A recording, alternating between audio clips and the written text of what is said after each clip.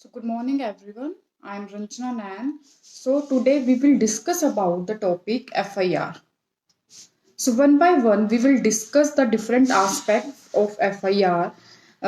जैसा कि मैंने कल बताया था कि इसके अलग अलग जो है डायमेंशंस है FIR के which we can discuss in this lecture, जैसे कि who can file the FIR, what is the consequences if there is delay in the filing of the FIR. What are the duties of police officer in filing the FIR? So one by one we will discuss the different aspect of FIR in detail.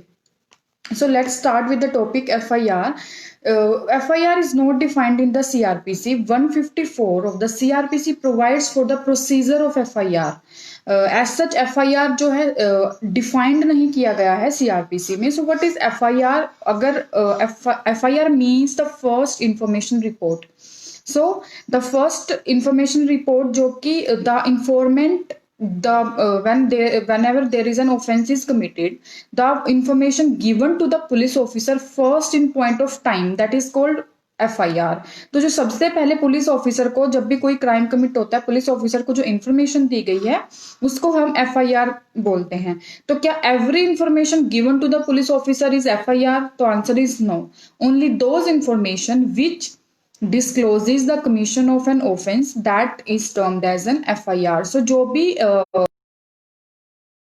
पता चलता है कि कोई crime commit हुआ है उसमें कुछ ऐसी इंफॉर्मेशन होनी चाहिए FIR में कि जिससे कि कमीशन ऑफ ऑफेंस डिस्क्लोज होता है. जैसे कि अभी टेलीफोनिक कॉन्वर्सेशंस होते हैं, टेलीफोन पे एक इंफॉर्मेशन आती है पुलिस स्टेशन में दैट कि यहाँ पे एक क्राइम कमिट हुआ है, बस उसमें कुछ भी डिटेल नहीं दी गई. जिस पर्सन ने है एक मतलब क्रिप्टिक सी इंफॉर्मेशन है, कुछ भी क्लियर नहीं है उसमें फैक्ट्स के बारे में, तो इसको हम FIR नहीं कह सकते.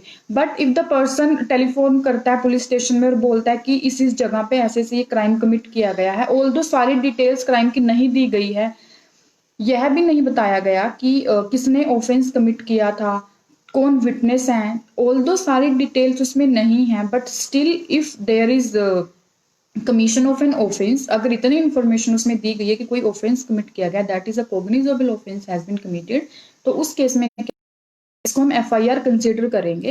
And there is another requirement for the FIR and that is कि whenever N FIR is lodged in the police station, तो पुलिस ऑफिसर क्या करेंगे, उसको राइटिंग में रिड्यूस करेंगे और उसके अपने जो पास उसमें उसकी एंट्री करेंगे रजिस्टर में, और जो साइन जो पुलिस जो पर्सन है इन्फॉर्मेंट है उसके साइन उस FIR पे जो है वो किए जाएंगे, उसके साइन उस पे लिए जाएंगे ताकि उसको ट्रायल के टाइम पे प्रूव किया जाए कि ये इन्फॉर्मेशन जो है किसने दी है. इस फैक्ट को प्रूव करने के लिए कि यहाँ पे जो है फैक्ट कि ये इन्फॉर्मेशन जो है पर्टिकुलर इन्फॉर्मेंट ने दी है, और उसके साइन से ही हम प्रूव कर सकते हैं ट्रायल के टाइम पे कि ये इन्फॉर्मेशन इस पर्टिकुलर पर्सन ने दी है.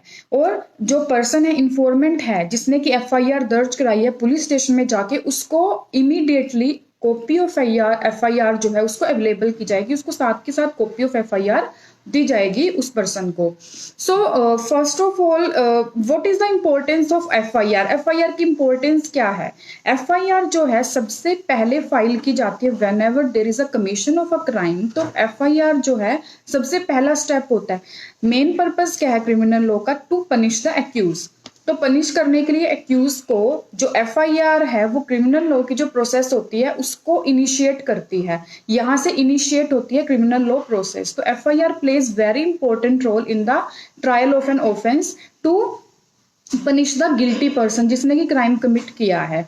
FIR जो है FIR का मेन ऑब्जेक्ट ये भी है कि whenever there is an offence committed, तो सबसे पहले जो है इंफॉर्मेशन वो जो है पुलिस के पास पहुंच जाती है. तो इसका एक पर्पस ये भी है कि जब ऑफेंस कमिट किया गया है तो अर्ली इंफॉर्मेशन मिल जाए, क्योंकि जितना डिले होगा FIR में जितना उतने ही और उतना ही उसका कलर्ड वर्जन आने की जो है पॉसिबिलिटी वो बढ़ जाती है.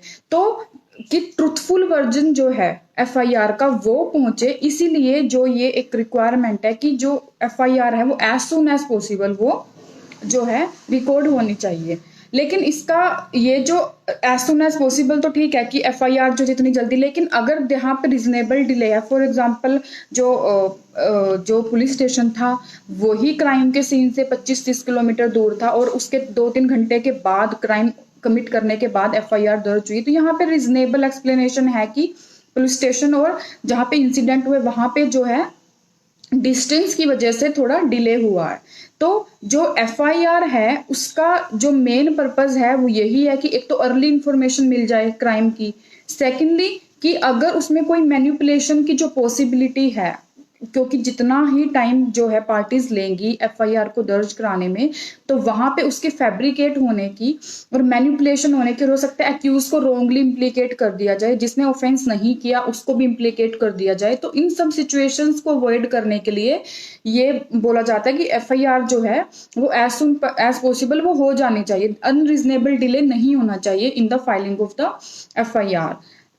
और one main requirement is also there, वो ये है कि जो एफआईआर होती है उसमें कॉग्निजेबल ऑफेंस का कि कोई ऑफेंस कमिट हुआ है ये बात तो क्लियर होनी ही चाहिए, बट इसका मतलब ये नहीं है कि that FIR should contain all the details of the incident, कि किसने क्राइम कमिट किया गया है, which part is played by which accused, किसने कितना विटनेस किसने किया है उस क्राइम में, कितने विटनेस थे, कितने कल्प्रिट थे, सारी डिटेल्स जो है वो एफआईआर में होनी जरूरी नहीं है।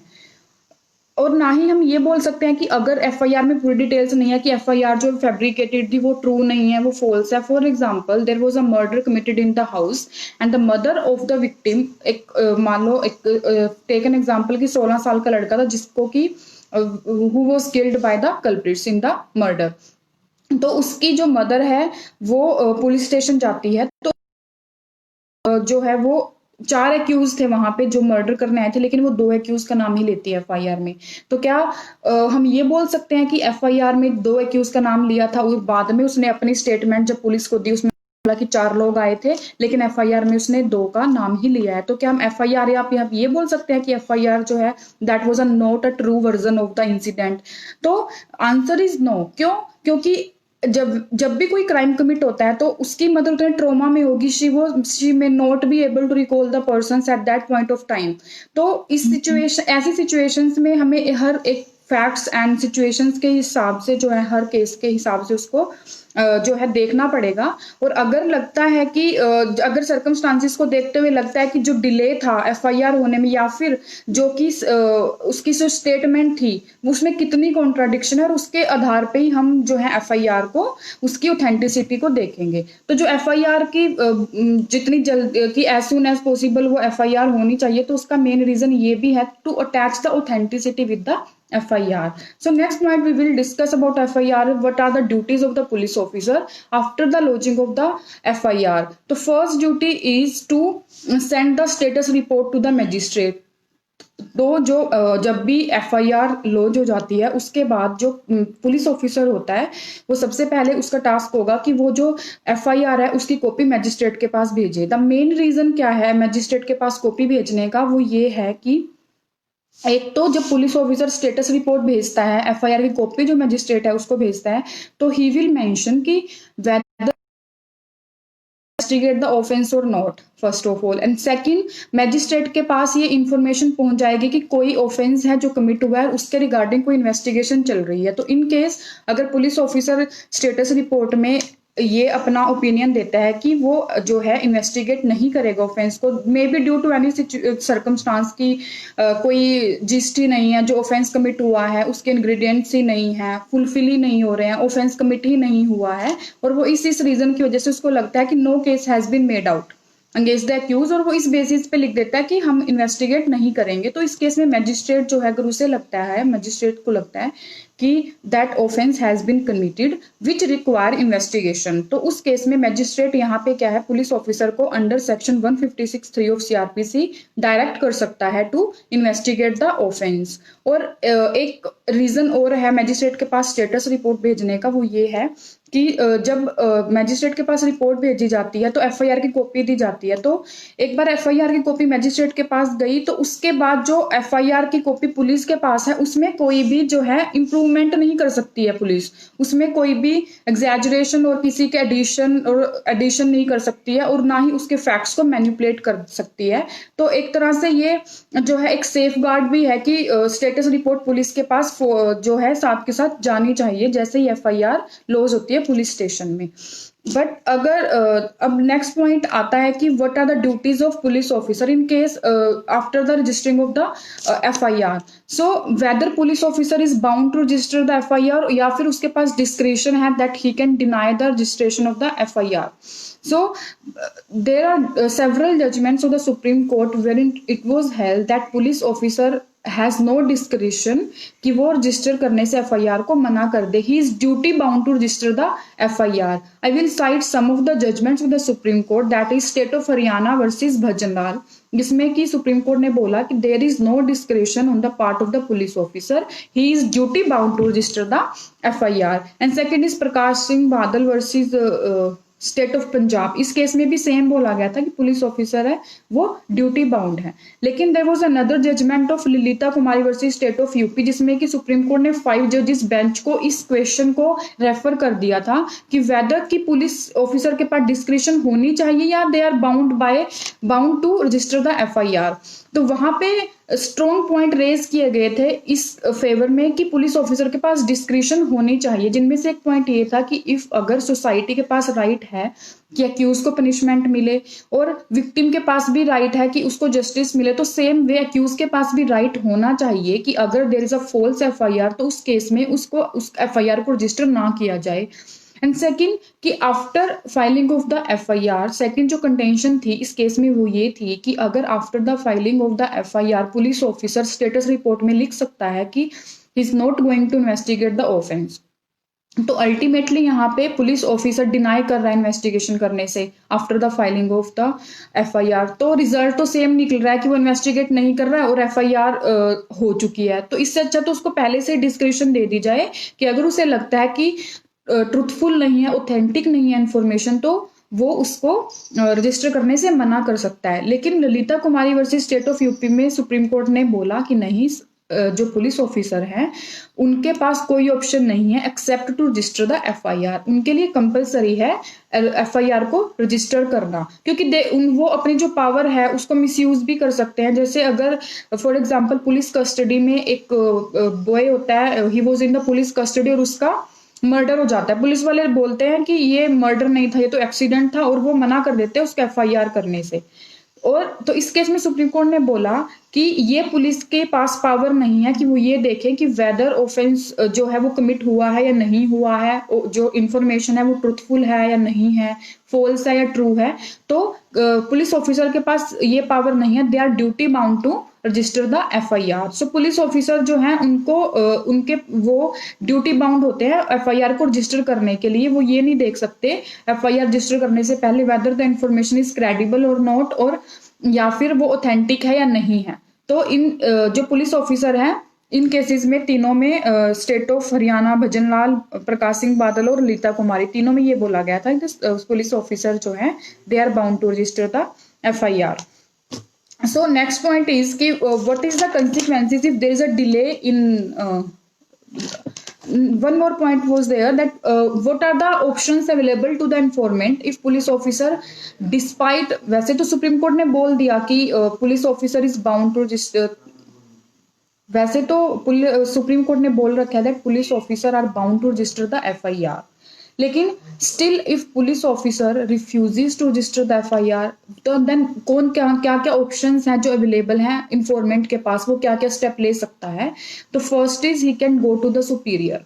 इन केस पुलिस ऑफिसर जो है वो मना कर देते हैं रजिस्टर करने से FIR को, तो जो इन्फॉर्मेंट है ही कैन राइट डाउन उसकी जो इन्फॉर्मेशन है वो उसको भेज सकता है, SP को भेज सकता है, सुपरिटेंडेंट ऑफ पुलिस को। एंड सुपरिटेंडेंट ऑफ पुलिस जो क्या कर सकते हैं, वो पुलिस ऑफिसर को डायरेक्ट कर सकते हैं SHO को पर्टिकुलर जहाँ पे कि ऑफेंस कमिट हुआ है, कि या तो वो ऑफेंस को इन्वेस्टिगेट करें या फिर he can investigate on himself, he can also investigate the offence. SP खुद भी उसको इन्वेस्टिगेट कर सकता है और किसी सबऑर्डिनेट को भी डायरेक्ट कर सकता है, that to investigate the offense. And second option that is available to the informant is that he can directly go to the magistrate and file the complaint. वहाँ पे जो अगर पुलिस ऑफिसर मना कर देते हैं रजिस्टर करने से एफआईआर, तो इन्फॉर्मेंट जो डायरेक्टली फाइल कर सकता है complaint in the court.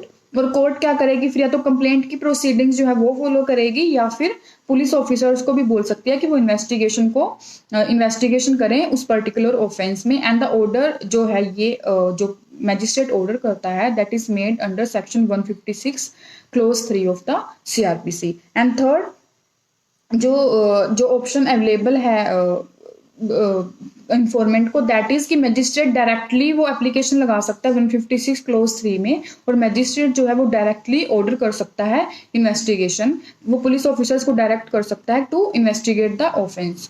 So now we will discuss the next point, that is what are the consequences of if there is a delay in filing of the FIR। तब क्या होगा अगर FIR जो है वो डिले के साथ file की गई है, ऑफेंस कमिट हुआ था 2 दिन पहले, FIR जो है वो फाइल हुआ 2 दिन के बाद, तो क्या वो, क्योंकि FIR की जो ऑथेंटिसिटी है वो इसीलिए है कि दैट इज अ फर्स्ट, क्योंकि सबसे पहले इंफॉर्मेशन दी जाती है, एंड ट्रूथफुलनेस उसकी इसी चीज से है कि वो that there is no chance of fabrication, there is no possibility of coloured version, कि जितनी जल्दी इंफॉर्मेशन आएगी उतनी ही वो ऑथेंटिक होगी। तो यहाँ पे लेकिन अगर डिले हो जाता है तो क्या जो एफआईआर वो अपनी वैल्यू को लूज कर देगी। तो यहाँ पे फैक्ट्स और सिचुएशन के हिसाब से देखा जाएगा कि अगर डिले हुआ है बट इंफॉर्मेंट के पास रीजनेबल, उसके पास जो इंफॉर्मेंट है उसके पास एक रीजनेबल सफिशिएंट एक्सप्लेनेशन है डिले की, तो उस केस में एफआईआर अपनी लूज नहीं करेगी वैल्यू। बट इन केस अगर अनरीजनेबल डिले हुआ है एंड इंफॉर्मेंट के पास कोई एक्सप्लेनेशन भी नहीं है डिले की, तो उस केस में ये प्रिज्यूम किया जा सकता है कि जो एफआईआर है उसमें कुछ फैब्रिकेशन हुई है, उसमें मैनिपुलेशन हुई है, and that is not a true version of the incident. तो अगर फॉर एग्जाम्पल के there was a married girl जिसके की who died in her in laws house, तो उसका फादर जो है क्रिमेशन के बाद after 24 hours of the incident FIR file करता है अगेंस्ट हर इन लॉज। तो क्या यहाँ पे हम ये बोल सकते हैं कि एफआईआर जो है दैट इज मतलब आफ्टर थॉट थी, वो उसमें कलर्ड वर्जन आया है और दैट इज नॉट ट्रू। तो यहाँ पे जो फादर था ही सेज कि उसको जो है उसके फादर को इंफॉर्मेशन बाय टेलीफोन दी गई थी, और इसमें ये बोला गया दैट जो इंफॉर्मेशन में ये बोला गया कि उसकी जो लड़की है उसने जो है पॉइजन ले लिया और उसने सुसाइड कमिट कर लिया, और उसके despite his resistance family in laws ने उसका क्रिमेशन कर दिया। तो यहाँ पे कोर्ट ने ये बोला दैट एफआईआर, हम यहाँ पे ये नहीं बोल सकते कि एफआईआर मच डिले के बाद हुई है, एंड उसके फादर ने सफिशिएंट एक्सप्लेनेशन दे दी थी कि 24 आवर कैसे लगे, क्योंकि वहां पे उसके रेजिस्टेंस के बाद भी क्रिमेशन कर दिया गया था उसकी बेटी का। सो हम जो है जब भी एफआईआर में डिले होता है तो उसके लिए देखेंगे कि वेदर द प्रोसिक्यूशन है sufficient explanation for the delay और नॉट। अगर सफिशिएंट एक्सप्लेनेशन है डिले के लिए तो इन दैट केस एफआईआर की जो है इक्वल वैल्यू होगी, जैसे कि डिले नहीं हुआ उसकी जो एफआईआर होती है उसको वैल्यू मिलेगी। And second is कि what is the evidentiary value of next point is what is the evidentiary value of FIR। FIR एक substantive piece of evidence नहीं होता है, FIR को as such कोर्ट में प्रोड्यूस नहीं कर सकते as an evidence, बट इसकी corroborative value होती है। corroborative in the sense whenever an FIR is filed by the informant, तो जिस पर्सन ने वो इंफॉर्मेंट ने वो इंफॉर्मेशन लॉन्च की है, FIR लॉन्च की है, जब वो प्रोड्यूस होता है as a witness in the court, तो उसका जो स्टेटमेंट उसने वहां पे दी है कोर्ट में दी है, तो उसके साथ हम इसको कोरोबोरेट करेंगे, एफआईआर को कोरोबोरेट करेंगे। ये जो एविडेंस होगा इसके सपोर्ट में जो कि वहां पे कोर्ट में दिया गया है, ट्रायल के टाइम पे दिया गया है कि whether FIR is supporting that version और नॉट। अगर वहां पे एफआईआर में तो पर्सन ने अलग से वर्जन दिया है, ट्रायल के टाइम पे उसने डिफरेंट किया, तो यहाँ पे उसके दोनों जो स्टेटमेंट्स है उसमें कॉन्ट्राडिक्शन हो जाती है, और on the basis of FIR we can contradict the informant और उसके टेस्टिमनी को जो है रिजेक्ट कर सकते हैं। तो this is the value of FIR. FIR की जो एविडेंशियरी वैल्यू जो है वो सब्सटेंटिव पीस ऑफ एविडेंस नहीं उसको माना जाता, that is only corroborative piece of evidence, इंफॉर्मेंट की जो स्टेटमेंट है उसको कोरोबरेट करने के लिए। And there is a one more point. Whenever there is a delay in filing of the FIR in rape cases और sexual harassment cases, जो delay होता है वो पर से अंडरस्टैंडेबल होता है, क्योंकि जो रेप और सेक्सुअल हरासमेंट केसेस होते हैं उन केसेस में जो फैमिली ओनर है दैट वो इन्वॉल्व होता है, फैमिली ओनर, तो उस केसेस में family is reluctant to file the FIR, and also may be girl is not who is being harassed, उसको भी she may not be ready to narrate the incident to the police officers. So in cases में जो है delay को हम technically लेके नहीं चलते हैं 2 दिन का या 4 दिन का, क्योंकि यहाँ पे जो है मेंटल ट्रॉमा होता है with the girl and also with her family members. So in cases में जो डिले है वो पर से हम उसमें कंडोन हो जाता है रेप केसेस में। बट अगर यहाँ पे भी अनरीजनेबल डिले है एंड फैक्ट से ही पता चल रहा है कि जो वर्जन है, जो FIR के जो कंटेंट है वो मे बी मिसलीडिंग है और वो हो सकता है कि वो ट्रूथफुल नहीं लग रहे हैं, क्रेडिबल नहीं है, तो उस केस में तो डिले को पर से कंडोन नहीं होगा। बट अदरवाइज जनरली जो रेप केसेस होते हैं अगर उसमें डिले है in filing of the FIR तो वहां पे डिले जो है वो कंडोन हो जाता है। There was amendment in 2013 in criminal law, IPC, CRPC and evidence, तीनों में अमेंडमेंट हुई थी in 2013 related to rape laws. तो वहां पे क्या हुआ था कि जस्टिस वर्मा की कमेटी ने रिकमेंडेशन दी थी अमेंड करने के लिए, तो 154 of CRPC was also amended where it was there was a provision 154 proviso 1, जिसमें कि अगर FIR जो है इंफॉर्मेशन है that is related to the offence of sexual harassment और रेप, इन दैट केस वो जो इंफॉर्मेशन है that shall be recorded by the woman police officer only, may be to make the victim more comfortable, क्योंकि she may not be able to narrate the incident to the male police officer. तो जो ये laws थे वो gender friendly बना दिए गए थे कि जो लो इसके इक्वल जो वुमेन्स थी वो उतनी कंफर्टेबल नहीं हो सकती हैं मेल को अपनी स्टेटमेंट देने में। तो इसीलिए 154 के प्रोवाइजो ने बोला कि जब भी सेक्सुअल हरासमेंट से रिलेटेड या रेप से रिलेटेड कोई भी केस होगा और उसकी FIR होगी तो वुमन पुलिस ऑफिसर ही उसको रजिस्टर करेगी। Now there is an another concept that is cross FIR and multiple FIR। So what is multiple FIR? Multiple FIR means whenever an offense is committed, उस offense के commit होने के बाद several FIR has been registered against the same person। तो यहाँ पे क्या होगा, अगर सब FIRs को प्रोसीड किया जाए तो डिफरेंट इन्वेस्टिगेशन ऑफिसर होंगे, same accused and same witness, तो अननेसेसरली हरासमेंट होगी एक्यूज की भी और विक्टिम की भी। तो इस केस में जो पर्सन है he can go to the court और क्वैश करा सकता है जो सब्सिक्वेंट FIR उनको, और कोर्ट क्या करेगी, जो फर्स्ट FIR है which is in detail and comprehensive है जो FIR उसको रिटेन करेगी और क्वैश करेगी अदर FIRs को। जैसे अभी अर्नब गोस्वामी जो था जर्नलिस्ट था उसका केस हुआ था, उस केस में सोनिया गांधी के अगेंस्ट उन्होंने कुछ बोला था जहां पे कि उनके अगेंस्ट काफी सारी FIRs जो है वो फाइल हुई थी और उन्होंने सुप्रीम कोर्ट जाके FIR को क्वैश करा लिया था on the basis of doctrine of sameness, क्योंकि सारी जो FIR थी उनका वर्जन सेम ही था। तो यहाँ पे अननेसेसरली हरेसमेंट होगी क्योंकि सारी FIR जो सेम है, सेम इन्वेस्टिगेशन होंगी, तो विटनेसेस भी सेम होंगे, एक्यूज भी सेम होगा। तो यहाँ पे इसलिए सुप्रीम कोर्ट ने क्या किया था कि एक FIR को रिटेन करके बाकी सबको क्वैश कर दिया था। Now there is another concept that is cross FIR. What is cross FIR? For take an example, दो पार्टीज के बीच में एक झगड़ा होता है, ठीक है, दोनों पार्टीज इंजर हैं और ये दोनों पार्टीज FIR कर देती हैं, ऑपोजिट पार्टी दोनों पार्टीज ने जिनका झगड़ा हुआ उन्होंने FIR लॉन्च कर दी। तो यहाँ पे जो फर्स्ट FIR है, जो डिटेल है, कॉम्प्रिहेंसिव है, यहाँ पे भी उसी FIR को रखा जाएगा और जो बाकी दूसरी FIR है उसको क्वैश कर दिया जाएगा, क्योंकि जब पुलिस चार्जशीट फाइल करती है तो पुलिस उस चार्जशीट को इन्फॉर्मेंट के अगेंस्ट भी फाइल कर सकती है। अगर आफ्टर इन्वेस्टिगेशन लगता है कि this party is the culprit और इस पार्टी ने जो है ये विक्टिम है, तो उस केस में चार्जशीट तो दोनों में से किसी के भी अगेंस्ट फाइल हो सकती है। तो यहाँ पे भी सिर्फ एक FIR को रिटेन किया जाएगा और जो अदर FIR है उसको क्वैश कर दिया जाएगा। And now we will come to the zero FIR, zero number FIR। Zero number FIR क्या होती है कि whenever an offence is committed and जो वो ऑफेंस कमिट हुआ है जिस और जहां पे वो फाइल करने के लिए पर्सन इन्फॉर्मेंट आता है उस पुलिस स्टेशन के पास जुरिस्डिक्शन ही नहीं है उस ऑफेंस की, तो यहाँ पे वो पुलिस स्टेशन जो IO होगा, इन्वेस्टिगेशन ऑफिसर होगा, वो उस FIR को 0 नंबर देके उस एफआईआर को रजिस्टर करेगा। He can not refuse to register the FIR and transfer कर देगा उसी कोर्ट को, उसी पुलिस स्टेशन में ट्रांसफर कर देगा जिसकी कि उस ऑफेंस पे जुरिस्डिक्शन बनती है। So this is called 0 number FIR, जिसमें कि एफआईआर को कोई नंबर नहीं दिया जाएगा, उसको 0 नंबर के नाम से लॉन्च किया जाएगा और जिस पुलिस स्टेशन में उसकी जुरिस्डिक्शन बनती है उस जुरिस्डिक्शन में उसको ट्रांसफर कर दिया जाएगा। So this is called the 0 number FIR. So this is all about the concept of FIR. Thank you.